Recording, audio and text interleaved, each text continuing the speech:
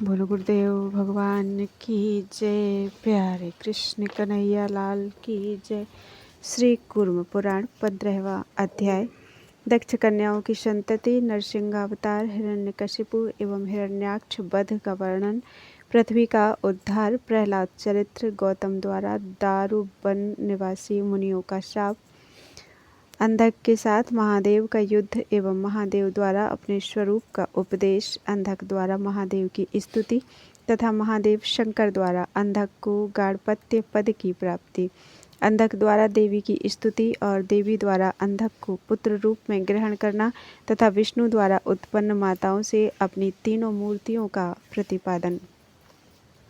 सूत जी बोले, पूर्व काल में प्रजा की सृष्टि करो। इस प्रकार की स्वयंभू ब्रह्मा की आज्ञा प्राप्त कर दक्ष ने देवताओं, गंधर्वों, ऋषियों, असुरों तथा नागों की सृष्टि की। जब सृष्टि करने वाले उन दक्ष की वे प्रजाएं नहीं बढ़ीं, तब उन्होंने मर्यादा पूर्वक मिथुन धर्म से प्राणियों की सृष्टि की। उन्होंने वीरण प्रजापति की धर्मपरायणा असिकनी नाम की कन्या से 1000 पुत्रों को उत्पन्न किया।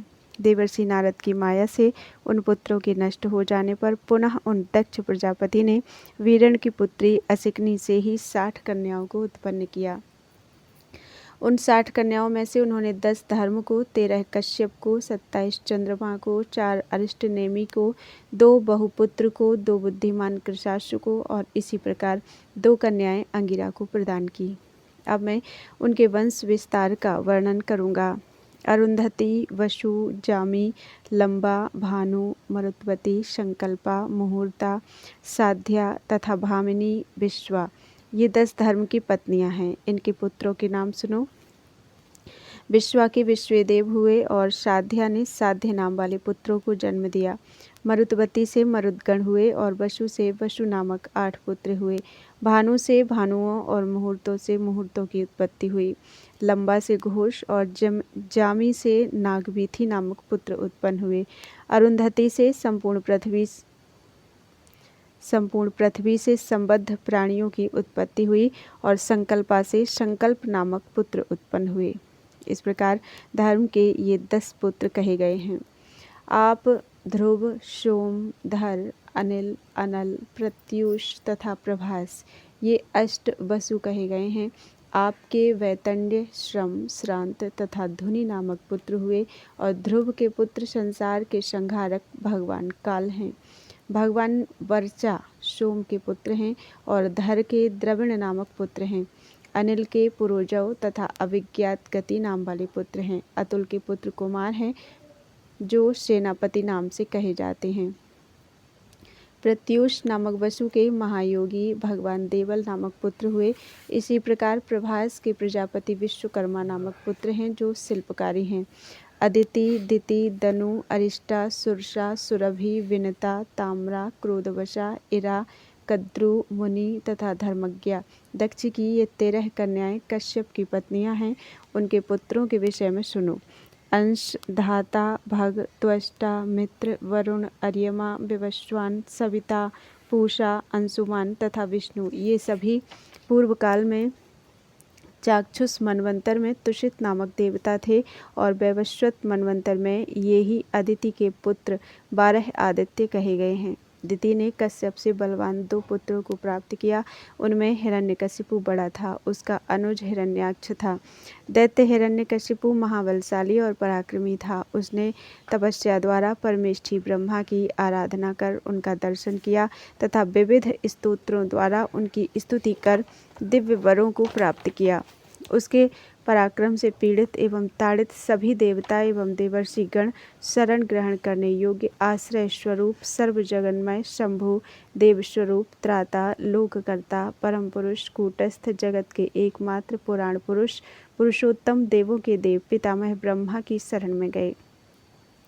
मुनीश्वरों, श्रेष्ठ देवताओं तथा मुनियों के द्वारा प्रार्थना किए जाने पर सभी देवताओं के कल्याण करने की इच्छा से कमल के आसन वाले ब्रह्मा क्षीर सागर के उत्तरी तट पर गए, जहाँ विनीत मुनींद्रों तथा देवताओं के द्वारा स्तुति किए जाते हुए हरि ईश्वर निवास करते हैं। जगत के मूल कारण विश्व के गुरु कल्याणमय विष्णुदेव का दर्शन करके उन्होंने मस्तक झुकाकर चरणों में प्रणाम किया और हाथ जोड़कर इस प्रकार कहा। ब्रह्मा ने कहा, भगवान आप सभी प्राणियों की गति हैं, अनंत हैं और इस संपूर्ण विश्व के आत्मस्वरूप हैं। आप सर्वत्र व्याप्त सभी देवताओं के शरीर रूप महायोगी तथा सनातन हैं। आप सभी प्राणियों की आत्मा प्रधान और परा प्रकृति हैं। आप वैराग्य और ऐश्वर्य में निरत रागातीत तथा निरंजन हैं। आप ही कर्ता भर्ता तथा देवताओं से द्वेष रखने वालों के संहर्ता हैं। अनंतेश आप ही रक्षा करने वाले परमेश्वर हैं। आप रक्षा करें। ब्रह्मा के द्वारा इस प्रकार भली भांति प्रबुद्ध किए जाने पर विकसित कमल के समान नेत्र वाले, पीत वस्त्र धारण करने वाले तथा असुरों के द्वेषी भगवान विष्णु बोले, अत्यंत वीरशाली देवताओं, आप लोग प्रजापतियों के साथ इस स्थान पर किस कारण से आए हैं, अथवा मैं आप लोगों का कौन सा कार्य करूं? देवता बोले, भगवान ब्रह्मा के द्वारा प्राप्त वरदान के कारण घमंड से भरा हुआ हिरण्यकशिपु नाम का दैत्य ऋषियों सहित सभी देवताओं को पीड़ित कर रहा है। हे पुरुषोत्तम, आपको छोड़कर अन्य सभी प्राणियों से वह अवध्य है। जगन में आप उसे मारने में समर्थ हैं। आप ही सभी के रक्षक हैं। देवताओं के द्वारा कही गई उस बात को सुनकर संसार के रक्षक विष्णु ने दैत्य प्रमुख उस हिरण्यकशिपु के वध के लिए स्वयं एक पुरुष को उत्पन्न किया।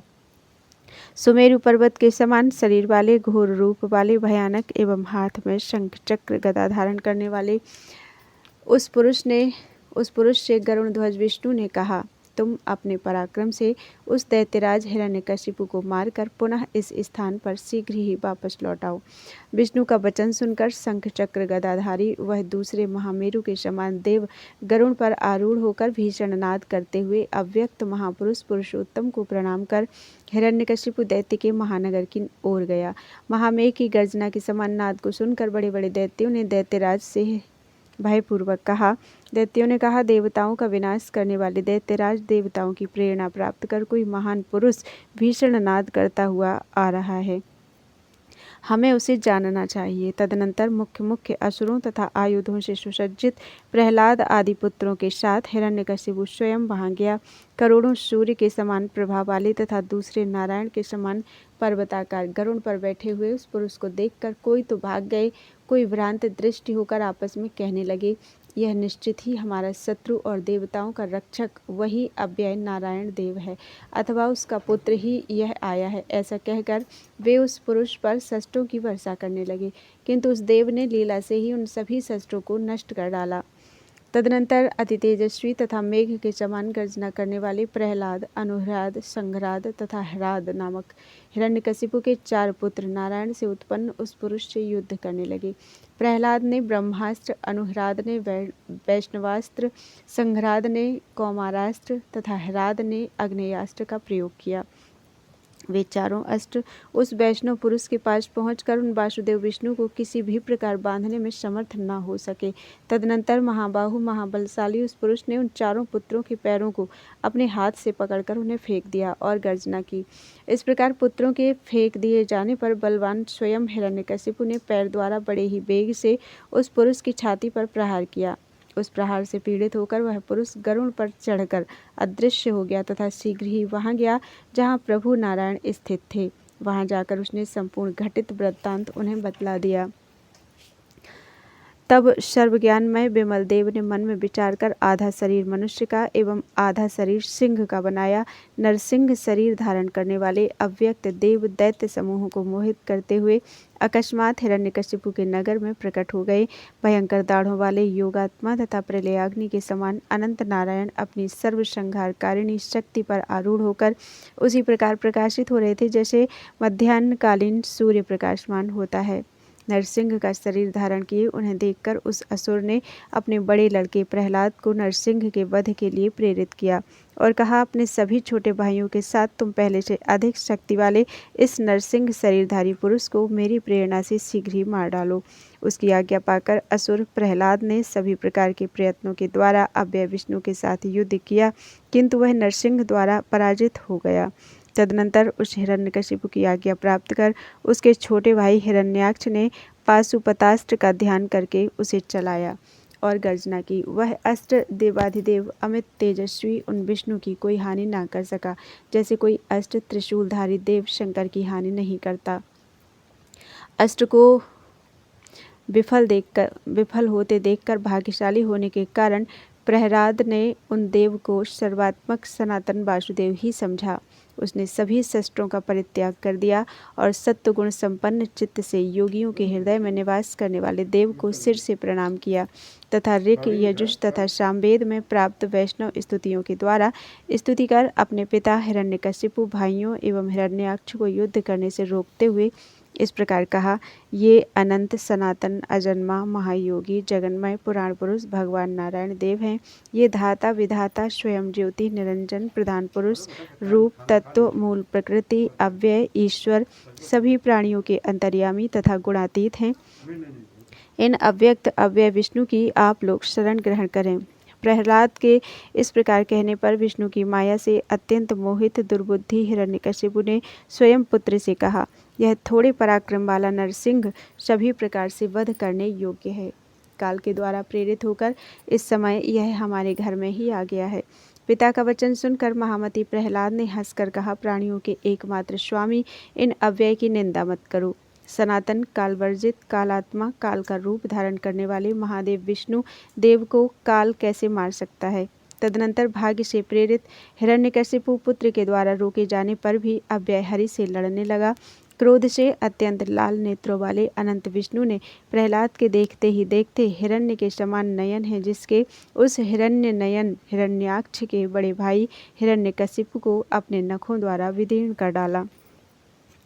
हिरण्यकशिपु के मार दिए जाने पर भय से बेहुल महाबली हिरण्याक्ष पुत्र प्रहलाद को छोड़कर भाग चला। नरसिंह के देह से उत्पन्न सिंहों ने हिरण्यकशिपु के अनुहराद आदि पुत्रों तथा अन्य सैकड़ों असुरों को यमलोक पहुंचा दिया। तदनंतर प्रभु नारायण हरि ने उस नरसिंह रूप को समेटकर अपने ही नारायण नाम वाले श्रेष्ठ रूप को धारण कर लिया तथा अपने धाम के लिए प्रस्थान किया। नारायण के चले जाने पर असुर श्रेष्ठ दैत्य प्रहलाद ने अपने चाचा हिरण्याक्ष का यथोचित अभिषेक किया।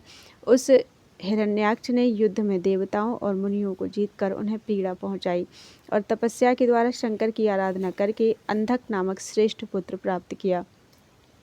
उसने देवराज इंद्र सहित सभी देवताओं को जीत लिया तथा कमल के समान कांति वाली इस पृथ्वी को बांधकर रसातल में ले जाकर बंदी बना लिया। तब मुरझाई हुई मुख की शोभा वाले सभी देवता ब्रह्मा सहित हरि के निवास में गए और उन्हें सारा वृत्तांत बताया।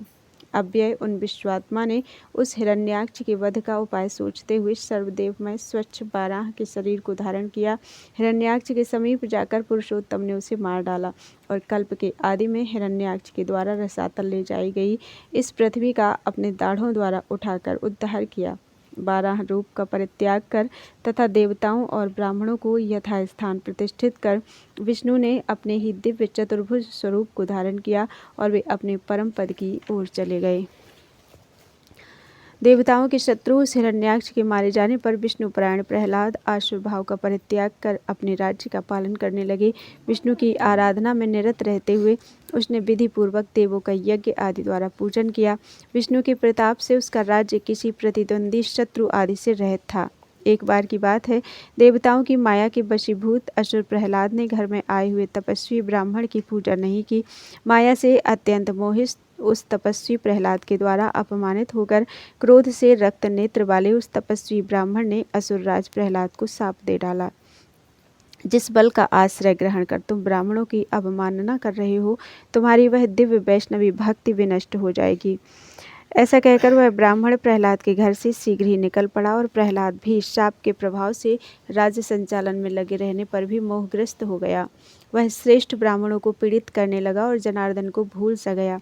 पिता हिरण्यकशिपु के वध का स्मरण कर वह हरि विष्णु पर क्रुद्ध हो गया। तब उन दोनों सुरद्रोही प्रहलाद और नारायण देव में अत्यंत घोर रोमांचकारी युद्ध हुआ। बड़ा भारी युद्ध करने के बाद विष्णु ने उसे जीत लिया। पहले के संस्कार के महात्म्य से उसे परम पुरुष हरि का वास्तविक ज्ञान उद्बुद्ध हो गया और वह उनकी शरण में गया। तब से नारायण पुरुषोत्तम में अनन्य भक्ति रखते हुए उस दैतेंद्र प्रहलाद को महायोग की प्राप्ति हुई। हिरण्यकशिपु के पुत्र प्रहलाद का चित्त योग में आसक्त हो जाने पर शंभु के देह से उत्पन्न हिरण्याक्ष के पुत्र असुर श्रेष्ठ अंधक ने उस विशाल राज्य को प्राप्त किया तथा मंदर पर्वत पर अवस्थित पर्वत हिमालय की पुत्री उमा देवी को प्राप्त करने की इच्छा की। प्राचीन काल की बात है, हजारों गृहस्थ मुनि पुण्यदायी दारूवन में ईश्वर की आराधना करने के लिए तप करते थे। तदनंतर कालयोग से किसी समय प्राणियों का विनाश करने वाली अत्यंत उग्र तथा भयंकर अनावृष्टि हुई। भूख से व्याकुल सभी मुनियों ने साथ मिलकर तपोनिधि गौतम से प्राण धारण के निमित्त भोजन की याचना की। बुद्धिमान उन गौतम ने उन सभी को अत्यधिक स्वादयुक्त अन्न प्रदान किया। उन सभी ब्राह्मणों ने निशंक मन से भोजन किया। 12 वर्ष व्यतीत हो जाने पर कल्पांत में होने वाली कल्याणकारिणी वृष्टि के सदृश महान वृष्टि हुई। संसार पुनः पहले के समान हो गया। तब सभी मुनिवरों ने आपस में मंत्रणा कर महर्षि गौतम से पूछा, क्या हम लोग शीघ्र यहाँ से चले जाएं? तब गौतम ने उन लोगों को रोकते हुए कहा, पंडित जनों, कुछ समय और यहाँ मेरे घर में सुखपूर्वक रहें, इसके बाद आप सभी जाएं। तत्पश्चात उन सभी ने मायामयी एक कमजोर गाय बनाकर उसे महात्मा गौतम के समीप पहुंचा दिया। गाय को देखकर उसकी रक्षा के लिए उत्सुक दयालु मुनि ने अपनी गौशाला में उसे बांध दिया, किंतु वह गाय छूते ही मर गई। शोक से अत्यंत दुखी वे महामुनि उस समय किंग कर्तव्य विमूढ़ से हो गए। तब शीघ्र ही मुनियों ने ऐसे उन गौतम मुनि से कहा, हे द्विश्रेष्ठ, जब तक यह गो हत्या आपके शरीर में व्याप्त रहेगी तब तक आपके यहाँ अन्न नहीं ग्रहण करना चाहिए, इसलिए हम लोग जा रहे हैं। इस प्रकार पाप के वशीभूत हुए वे मुनिजन प्रसन्न होकर पहले के ही समान तप करने के लिए शुभ देवदारू वन में चले गए। उन गौतम मुनि ने उन मुनियों की माया द्वारा कराई गई गो हत्या को किसी प्रकार से जान लिया और अत्यंत क्रुद्ध होकर इस प्रकार शाप दिया, महापातकियों के समान ये लोग वेद से बहिष्कृत हो जाएंगे और शाप के कारण बार बार जन्म लेने वाले होंगे। भोजन से बची हुई जूठन के समान वे सभी शाप से भयभीत होकर सर्वव्यापक देवेश शंकर तथा अव्यय विष्णु के पास पहुंचकर उनकी लौकिक स्तुतियों से स्तुति करने लगे। हे देवदेव विष्णु, हे महादेव शंकर, आप दोनों भक्तों का कष्ट दूर करने वाले हैं और इच्छानुसार योग का अवलंबन करने वाले हैं। आप हम लोगों की पाप से रक्षा करें। तब समीप में स्थित विष्णु की ओर देखकर वृषभ ध्वज शंकर ने कहा, बताइए कि ये पुण्य की इच्छा करने वाले लोग क्या चाहते हैं। तब भक्त वत्सल शरण्य हरि उन भगवान विष्णु ने विनीत श्रेष्ठ ब्राह्मणों की ओर देखकर शंकर जी से कहा, शंकर, वेदवाह्य पुरुष में पुण्य का लेश मात्र भी नहीं रहता। हे महादेव, वेद से ही धर्म उत्पन्न हुआ है, तथापि महेश्वर भक्त वत्सलता के कारण नरकों में जाने वाले इन सभी की हमारे द्वारा रक्षा की जानी चाहिए, ऐसा उचित प्रतीत होता है। इसलिए वृषभध्वज वेदवाह्य पापियों की रक्षा करने एवं उन्हें मोहित करने के लिए मैं शास्त्रों की रचना करूंगा। इस प्रकार मुरारी माधव से प्रेरित किए गए रुद्र ने मोहित करने वाले शास्त्रों को बनाया और उसी प्रकार शिव से प्रेरणा प्राप्त केशव ने भी ऐसे ही शास्त्रों की रचना की। कापाल, नाकुल, बाम, भैरव, पूर्व पश्चिम, पंचरात्र, पाशुपत तथा अन्य भी सहस्रों शास्त्रों की रचना करके उन देवों ने उन वेदवाह्य से कहा, इन शास्त्रों में बताए गए कर्मों को करने के कारण बहुत कल्पों तक आप सब घोर अंधकारपूर्ण नरकों में गिरेंगे और फिर पाप समूह के क्षीण हो जाने पर मनुष्य लोक प्राप्त करेंगे। पुनः ईश्वर की आराधना के बल पर पुण्यवानों की गति प्राप्त करेंगे। आप सभी मेरी प्रसन्नता के लिए ऐसा ही करें। आप लोगों के निस्तारण का अर्थात दोष मुक्त होने का इसके अतिरिक्त अन्य कोई उपाय नहीं है। इस प्रकार शिव तथा विष्णु के द्वारा प्रेरणा प्राप्त कर उन महर्षियों ने असुरों से द्वेष करने वाले उन दोनों देवों की आज्ञा को सिर से स्वीकार किया। पुनः उन लोगों ने भी दूसरे शास्त्रों की रचना कर उनमें प्रवृत्त होने वाले शिष्यों को पढ़ाया तथा उन शास्त्रों के पढ़ने का फल भी बताया। शिव ने इन ब्राह्मणों के कल्याण के लिए पृथ्वी पर अवतार लेकर लोगों को मोहित करते हुए ब्राह्मणों के साथ भिक्षावृत्ति ग्रहण की, कपालों की माला का आभूषण धारण कर, चिताभस्म लगाकर और जटामंडल से मंडित होकर इस लोक को मोहित किया। देवी पार्वती को अमित तेजस्वी विष्णु के समीप रखा और दुष्टों का निग्रह करने के लिए अपने अंग से उत्पन्न रुद्र भैरव को नियुक्त किया। देवी को नारायण के समीप रखकर कुलनंदन नंदी को वहां रखा तथा इंद्रादि देवों एवं गणपों को भी वहां स्थापित किया। महादेव के जाने के पश्चात विष्णुतनु साक्षात विष्णु स्त्री रूप धारण करके महेश्वरी पार्वती की भली भांति सेवा करने लगे। सुंदर स्त्री का रूप धारण करके ब्रह्मा, अग्नि, इंद्र, यम तथा अन्य भी श्रेष्ठ देवता महादेवी की सेवा करने लगे। शंभु के अत्यंत प्रिय गणों के अध्यक्ष भगवान नंदीश्वर पूर्व की भांति द्वार पर स्थित रहे। इसी बीच अंधक नाम का एक कुबुद्धि दैत्य गिरिजा पार्वती को हरने की इच्छा से उस मंदर पर्वत पर आया। अंधक को वहां आया देखकर काल रूपधारी शंकर अमेयात्मा हर काल भैरव ने उसे रोका। उन दोनों का अत्यंत भयंकर और रोमांचकारी युद्ध हुआ। इसके बाद उस दैत्य ने अंधक नाम वाले हजारों दैत्यों को उत्पन्न किया। उन अंधक नाम वाले दैत्यों ने नंदीसेन आदि गणों को पराजित कर दिया। घंटाकर्ण, मेघनाद, चंडेश, चंडतापन, विनायक, मेघवाह, सोमनंदी तथा वैद्युत आदि ये सभी अत्यंत बलशाली गण दैत्य श्रेष्ठ अंधक के पास जाकर सूल, शक्ति, सृष्टि, ऋष्टि, पर्वत शिखर तथा परशु द्वारा युद्ध करने लगे। अत्यंत बलवान दैत्येंद्र ने अपने हाथों में उन सभी के दोनों पैरों को पकड़कर घुमाते हुए उन्हें 100 योजन दूर फेंक दिया। तदनंतर अंधक द्वारा उत्पन्न सैकड़ों तथा हजारों की संख्या में प्रलयकालीन सूर्य के समान वे दैत्य भैरव पर टूट पड़े। अत्यंत भयंकर हाहाकार का शब्द होने लगा। भैरव रुद्र भीषण शूल लेकर युद्ध करने लगे। अंधकों की सेना को अजेय देखकर भयभीत हर विभु अजन्मा देव वासुदेव की शरण में गए। तब देवी के समीप में स्थित उन देव भगवान विष्णु ने देवताओं के द्वेषियों का विनाश करने के लिए श्रेष्ठ 100 देवियों को उत्पन्न किया। तदनंतर विष्णु की महिमा से उन देवियों ने सैकड़ों अंधकों को उस युद्ध स्थल में खेल खेल में ही यमलोक भेज दिया।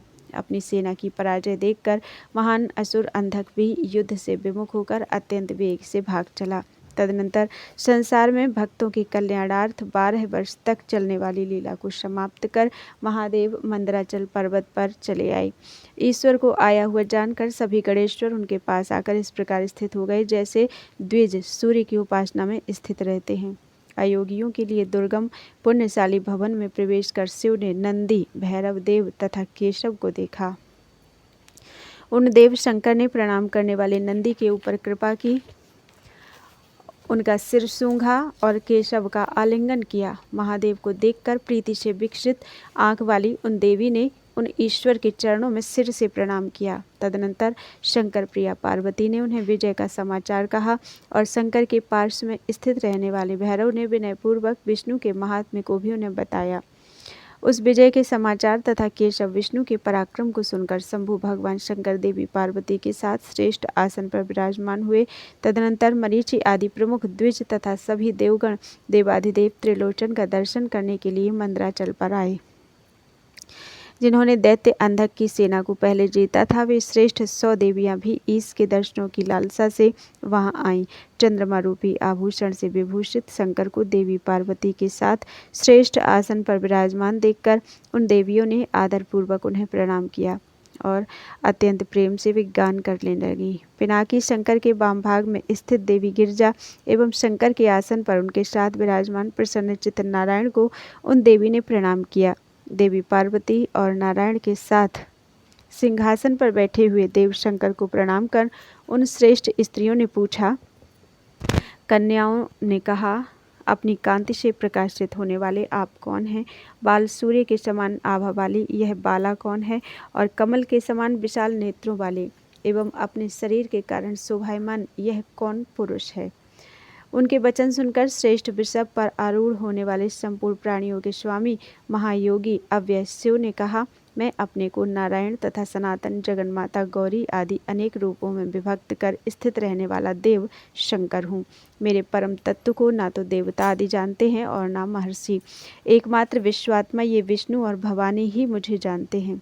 मैं ही निष्क्रिय, शांत, अद्वितीय और परिग्रह शून्य हूँ। मुझे ही केशव, देव तथा देवी अंबिका कहा जाता है। ये विष्णु ही स्वयं धाता, विधाता, कारण, कार्य, कर्ता, कारयिता और भुक्ति तथा मुक्ति स्वरूप फल को प्रदान करने वाले हैं। ये ही भोक्ता, अप्रमेय पुरुष, संघर्ता, काल का रूप धारण करने वाले, सृष्टि तथा पालन करने वाले, विश्वात्मा, सर्वव्यापक, वासुदेव, कूटस्थ, अविनाशी, व्यापी, योगी, नारायण, तारक, पुरुष, आत्मा और अद्वितीय परम पद हैं। ये माहेश्वरी गौरी मेरी निरंजन शक्ति हैं। वेद इन्हें ही शांत, सत्य, सदानंद और परम पद बतलाते हैं। इन्हीं से यह सब उत्पन्न हुआ है और इन्हीं में लय भी हो जाएगा। यही सभी प्राणियों की गतियों में उत्तम गति है। इन्हीं देवी के साथ अद्वितीय, निष्कल तथा परम स्वरूप मैं इस संपूर्ण विश्व का साक्षात्कार करता हूँ। जो इस तत्व को जानता है वह मुक्त हो जाता है।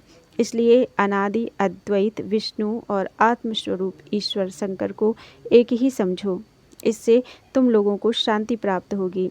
जो श्रद्धा संपन्न व्यक्ति अव्यक्त एवं आत्मस्वरूप विष्णु को भिन्न मानकर शिव की पूजा करते हैं, वे मुझे प्रिय नहीं हैं। जो लोग जगत को उत्पन्न करने वाले विष्णु से द्वेष रखते हैं, वे सभी मोहित व्यक्ति रौरव आदि नरकों में पड़े रहते हैं और सैकड़ों करोड़ कल्पों में भी मुक्त नहीं होते। इसलिए संपूर्ण प्राणियों के रक्षक अव्यय विष्णु को भली भांति समझकर समस्त आपत्तियों में उन प्रभु का ध्यान करना चाहिए। सभी देवियों और गणेश्वरों ने भगवान के वाक्य को सुनकर नारायण देव तथा हिमालय की पुत्री देवी पार्वती को प्रणाम किया और भक्तजनों के प्रिय ईशान भगवान शंकर तथा भवानी के चरण युगल एवं नारायण के चरण कमलों में भक्ति की प्रार्थना की। तदनंतर गणेश्वरों और मातृदेवियों ने जगत को उत्पन्न करने वाले नारायण देव को नहीं देखा। यह एक आश्चर्य जैसा ही हुआ। इसी बीच कामदेव के द्वारा पीड़ित महादैत्य अंधक मोहित होता हुआ देवी गिरिजा को हरण करने के लिए पर्वत पर आया। इसके बाद विराट शरीरधारी श्रीमान योगी निर्मल नारायण पुरुषोत्तम दैत्यों से युद्ध करने के लिए वहीं प्रकट हो गया। तदनंतर वे काल रुद्रदेव भगवान विष्णु को अपने पार्श्व में करके तथा मुख्य गणदेवों शिलाद पुत्र नंदी और मातृकाओं को साथ लेकर युद्ध के लिए स्वयं गए। अग्नि के समान त्रिशूल को लेकर वे देवदेव शंकर आगे आगे चले।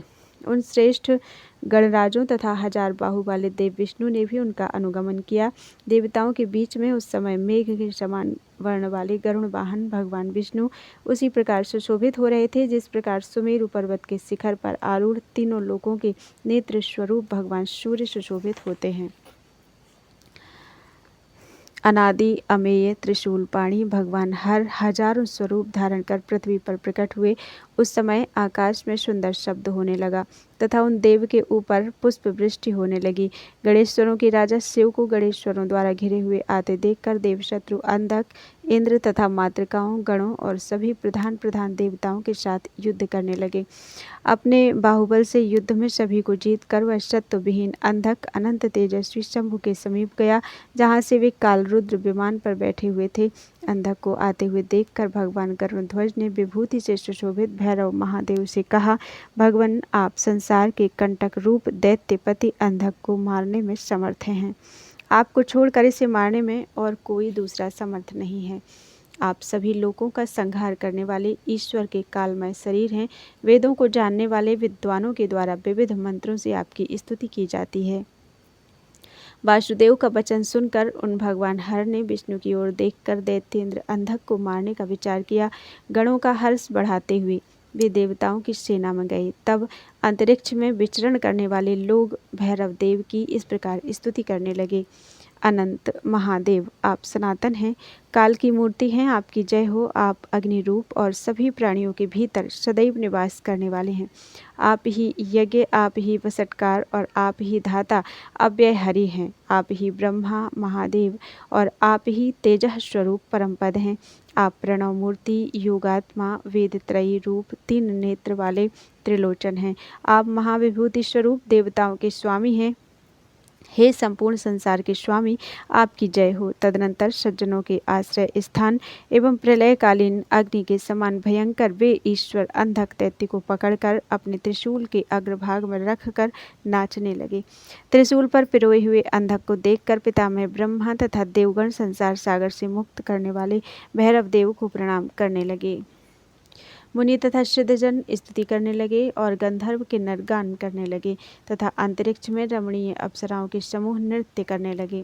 तदनंतर त्रिशूल के अग्रभाग में स्थापित उस अंधक के सभी पाप दग्ध हो गए। उसे संपूर्ण ज्ञान प्राप्त हो गया और वह परमेश्वर की स्तुति करने लगा। अंधक ने कहा, समाधि में स्थित रहने वाले लोग जिस पुरातन पुण्यदायी अनंत स्वरूप काल रूप कवि तथा संयोग एवं वियोग के कारण रूप ईश्वर तत्व को जानते हैं, मैं उन अद्वितीय भगवान को सिर से प्रणाम करता हूँ। भयंकर दाढ़ वाले, आकाश में नृत्य करते हुए, अग्नि के समान मुख वाले, प्रज्वलित सूर्य के समान स्वरूप वाले, हजारों पैर आँख तथा सिरों से युक्त आप अद्वितीय रुद्र को मैं प्रणाम करता हूँ। हे आदिदेव, देवताओं के द्वारा आपके चरणों की पूजा की जाती है। आप विभाग रहित शुद्ध तत्व स्वरूप हैं, आपकी जय हो। अद्वितीय अग्नि रूप आप वायु आदि भेदों से बहुत प्रकार से पूजित होते हैं और अखिल आत्म रूप हैं। सूर्य के समान वर्ण वाले पुराण पुरुष एकमात्र आपको ही तम से परे कहा जाता है। आप इस संसार के साक्षी हैं, निरंतर इसका पालन करते हैं और आप ही संहार करने वाले हैं। आप योगियों के समूहों द्वारा सेवित होते रहते हैं। अद्वितीय अंतरात्मा रूप आप देह आदि विशेष पदार्थों से रहित होते हुए विभिन्न देहों में अनेक प्रकार से स्थित रहते हैं। आप आत्म शब्द और परमात्म तत्व हैं। कुछ लोग आपको ही शिव कहते हैं। हे प्रभु, स्वयं आप आनंद स्वरूप परम पवित्र ओमकार शब्द से वाच्य अविनाशी परब्रह्म हैं। आप स्वयं वेद वाक्यों में ईश्वर शब्द से सिद्ध हैं और समस्त विशेष पदार्थों से शून्य हैं। आप इंद्र, वरुण, अग्नि, हंस, प्राण, मृत्यु, अंत एवं यज्ञ हैं। वेद को जानने वालों के द्वारा आपके नीलकंठ, एक रुद्र, प्रजापति और भगवत स्वरूप की स्तुति की जाती है। आप संसार के आदि और नारायण हैं। आप ही पितामह और प्रपितामह हैं। वेदांत शास्त्र तथा गुह्य उपनिषदों में आप ही सदाशिव और परमेश्वर इस नाम से वर्णित हैं। तमोगुण से परे परम परमात्मा, पंच पदांतर स्वरूप, ब्राह्मी, वैष्णवी एवं शाक्त तीनों शक्तियों से अतीत, निरंजन और सहस्र शक्ति रूप आसन पर विराजमान रहने वाले आप परमात्मा को नमस्कार है। ब्रह्मा, विष्णु एवं शिव इन त्रिमूर्ति रूप अनंत पदात्मक आत्ममूर्ति जगन्निवास और जगन्मय को नमस्कार है। ललाट में नेत्र धारण करने वाले तथा लोगों के हृदय में स्थित आपको नमस्कार है। मुनींद्रों तथा सिद्धों द्वारा जिनके चरण कमलों की पूजा की जाती है, ऐसे नागराजों की माला धारण करने वाले आपको नमस्कार है। ऐश्वर्यमय धर्म के आसन पर विराजमान रहने वाले परमोत्कृष्ट एवं संसार को उत्पन्न करने वाले आपको नमस्कार है। हजारों चंद्रमा और सूर्यों के समान नेत्र वाले तथा सुंदर मध्य भाग वाले सोम स्वरूप आपको नमस्कार है। हिरण्यबाहु देव आपको नमस्कार है। अंबिका के पति मृड आपको नमस्कार है। अत्यंत गुह्य गुह्यांतर वेदांत रूपी विज्ञान के द्वारा निश्चित किए गए तीनों कालों के प्रभाव से रहित शुद्ध तेजोमय स्थान वाले महेश को नमस्कार है। शिव को नमस्कार है। इस प्रकार स्तुति कर रहे उस अंधक को प्रसन्न होकर भगवान परमेश्वर ने त्रिशूल के अग्रभाग से उतारा और हाथों से स्पर्श करते हुए कहा, दैत्य, इस समय तुम्हारे द्वारा की गई इस स्तुति से मैं तुम पर अत्यंत प्रसन्न हूँ। तुम गणपति पद प्राप्त कर अमर होकर मेरे समीप में निवास करो। तुम रोगों से रहित, संदेह शून्य, सभी दुखों से रहित और नंदीश्वर के अनुसर होकर देवताओं के द्वारा भली भांति पूजित होगे। देवताओं के भी देव के इतना कहते ही हजारों सूर्य के समान प्रकाशमान, त्रिनेत्रधारी, चंद्रमा के चिन्ह से सुशोभित, नीलकंठ, जटा मुकुटधारी, विशाल भुजा में त्रिशूल धारण किए तथा महादेव रूप में विद्यमान उस अंधक दैत्य को देवशंकर के समीप में स्थित देखकर देवता तथा गणेश्वर अत्यंत आश्चर्यचकित हो गए और उसकी स्तुति करने लगे। तदनंतर भगवान विष्णु ने हंसते हुए देवादिदेव शिव से कहा, महादेव, आपने उचित ही प्रभाव दिखलाया। महान पुरुष अज्ञान से उत्पन्न दोषों को नहीं देखते और गुणों को ही ग्रहण करते हैं। इतना कहे जाने के बाद गणेश्वरों, श्रेष्ठ देवों, केशव तथा अंधक के साथ भैरव शंकर के पास गए। अंधक विष्णु तथा मातृकाओं के साथ देव भैरव को आया देखकर उन कल्याणकारी हर को परम शांति प्राप्त हुई। हिरण्याक्ष के पुत्र अंधक का हाथ पकड़कर ईश्वर शंकर वहां गए जहां शंकर प्रिया पार्वती विमान पर बैठी हुई थी। संसार के दुखों का हरण करने वाले भव शंकर को अंधक के साथ आया देखकर उन्हें सुख प्राप्त हुआ। तब उन्होंने अंधक पर कृपा की। अंधक ने शंकर के पार्श्व भाग में स्थित महेश्वरी को देखा। वह पृथ्वी पर दंड के समान गिर गया और देवी के चरण कमलों में प्रणाम किया, जिनसे प्रधान और पुरुष उत्पन्न हुए हैं और जो संपूर्ण विश्व का संहार करने वाली हैं। उन अनादि शंकर प्रिया अद्रितनया पर्वत पुत्री को मैं प्रणाम करता हूँ, जो अति निर्मल, हिरण्यमय, मंगलकारी आसन पर भगवान शिव के साथ सुशोभित होती हैं। उन अव्यय और अजन्मा को मैं नमस्कार करता हूँ। सभी भेदों से रहित उन उमा को मैं प्रणाम करता हूँ जिनके भीतर संपूर्ण संसार उत्पन्न होता है और विनाश को प्राप्त होता रहता है, जो ना उत्पन्न होती हैं न विनाश को प्राप्त होती हैं और न बढ़ती ही हैं। उन गुणातीत हिमालय की पुत्री उमा को मैं नमस्कार करता हूँ। देवी शैलपुत्री, मैंने मोहित होकर जो किया उसके लिए आप मुझे क्षमा करें। देवताओं तथा असुरों से पूजित आपके चरण कमलों को मैं नमस्कार करता हूँ। भक्ति से विनम्र हुए दैत्यपति के इस प्रकार स्तुति किए जाने पर भगवती गौरी पार्वती ने उस अंधक को पुत्र रूप में स्वीकार किया। तदनंतर रुद्र से उत्पन्न परमेश्वर भैरव शंभु की आज्ञा से मातृकाओं के साथ पाताल गए, जहाँ विष्णु की संहारकारिणी तामसी मूर्ति के रूप में नरसिंहाकृति ईश्वर अव्यक्त हरि स्थित हैं। तदनंतर शेष से भी पूजित कालाग्नि रुद्र अनंताकृति भगवान शंभु ने स्वयं को परमात्मा तत्व से संयुक्त कर दिया।